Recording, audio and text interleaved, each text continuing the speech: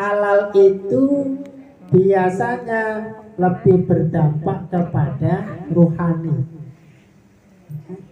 berdampak kepada iman, hidayah, rahmat. Itu makanan yang halal. Kalau thayyib itu lebih banyak berdampak kepada fisik. Oleh karena itu, ya khususnya yuda-yuda ibu-ibu yang memasak sendiri, insya Allah jaminan, ya, jaminan kehalalan yang lebih besar, karena sudah tahu dari prosesnya. Nah, tinggal yang digunakan untuk membelanjakan itu halal apa enggak kan begitu. Jadi halal itu bisa dari cara memperolehnya, bisa jadi adatnya, atau bisa jadi cara pengolahannya. Jadi ketika nasi dimasak sudah matang atau meh matang kok ditetesi kayak hal yang kemudian menjadikan haram, ya maka yang asalnya baik menjadi tidak baik, atau yang asalnya halal menjadi haram.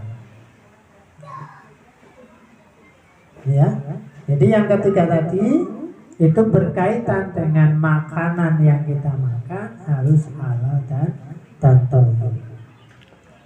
Maka ketika kita mendapati dalam perkembangan, ya, dalam perkembangan kehidupan kita, mungkin kita akan mendapati pengalaman yang berbeda-beda terhadap rizki harta yang kita terima dari Allah.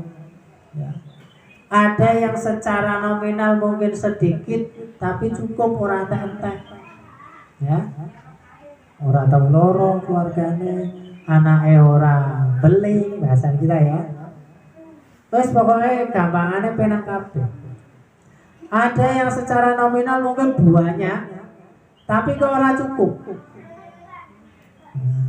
Inilah di sini ada istilah keberkahan. Ya. Jadi kalau secara bahasa barokah itu adalah ziyadatul khair fi nafsi. Jadi adanya atau tambahnya kebaikan pada diri seseorang. Itu hanya bisa dirasakan oleh masing-masing orang, tidak bisa dipodoki. Jadi itu akan mempengaruhi anak. Ini kita misalnya anak kita kok dikandani angel, kita menilai diri kita, apakah saya dalam melaksanakan pekerjaan ini ada yang belum pas, ya. Jangan-jangan masih ada rizki yang berapa persen, 5% itu belum halal bagi saya karena pekerjaan saya belum selesai. Bisa jadi karena kita berdagang ada barang yang harusnya tidak diikutkan tapi katut, ya bisa jadi. Bisa jadi sing jahit misalnya, ya, jahit ke ono wong tukang jahit we kancane tanggane sing jahit ke ono sing durung ikhlas, bisa bantu wong teko tak kaya ngaisa kok ora dikaisa misalnya ya. Jadi sing kiwa kok ora iso mlebu tangan sing tangan pisau. Itu bisa saja mempengaruhi. Nah, disitulah letak kehalalan, disitulah kemudian letak keberkahan. Oleh karena itu sangat bahagia seseorang yang diliputi keberkahan hidupnya oleh Allah. Allah sangat mencintai tadi. Innallaha yuhibbul muslimin, innahu la yuhibbul musrifin. Kan ya tadi. Yang baik itu tentu dia ini dalam apa ya? Makanan tersebut didasari karena ketakwaan, wattaqullahalladzi antum bihi mu'minun. Karena ketakwaan, karena iman yang didorong, itulah kemudian dia bisa berbuat atau memilih makanan yang halal dan baik. Oleh karena itu kita tidak boleh berhenti untuk berdoa. Ya. Allahumma inna nas'aluka imanan la yartadda. Ya Allah, saya minta mohon kepada Engkau iman yang tidak tertolak. Iman yang menjadikan, mendorong saya melakukan amalan-amalan yang Engkau selalu menerima, tidak tertolak itu. Jadi amalan yang kita lakukan, yunda-yunda yang sudah memiliki keluarga, melayani suaminya, merawat anaknya, atau yang belum karena orang tuanya sudah sepuh, merawat orang tuanya karena didorong oleh keimanan, sehingga berharap agar amalan itu tidak tertolak. Wa na'iman la yanfadu, dan nikmat-nikmat yang tidak sirna. Artinya nikmat-nikmat yang Allah berikan itu harapannya terus menerus.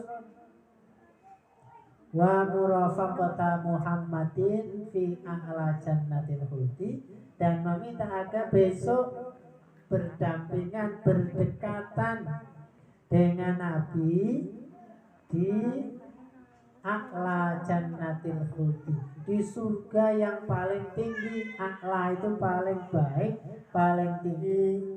Abdullah bin Umar, ia berkata Rasulullah SAW bersabda, wahai Abdullah, Rasul berkata kepada Abdullah, bukankah aku pernah diberitahu bahwa kamu, yakni engkau, senantiasa puasa di siang hari dan bangun atau beribadah di malam hari? Jadi Rasulullah Rasulullah takon karo Abdullah bin Amr bin As.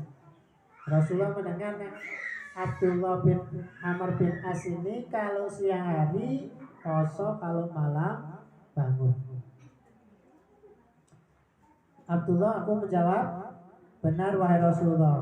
Beliau berkata, jangan lakukan demikian. Jadi Rasulullah mendengar ada sahabatnya tadi, nah awan ku poso terus, nah bermimpi sholat tahajud terus. Kan api kasihnya yo, kasihnya api. Tapi Rasul jawab, jangan lakukan demikian, ojo poso terus. Ya kan gitu. Ojo poso. Jadi itu priye? Mengaku poso terus. Puasalah dan juga berbukalah.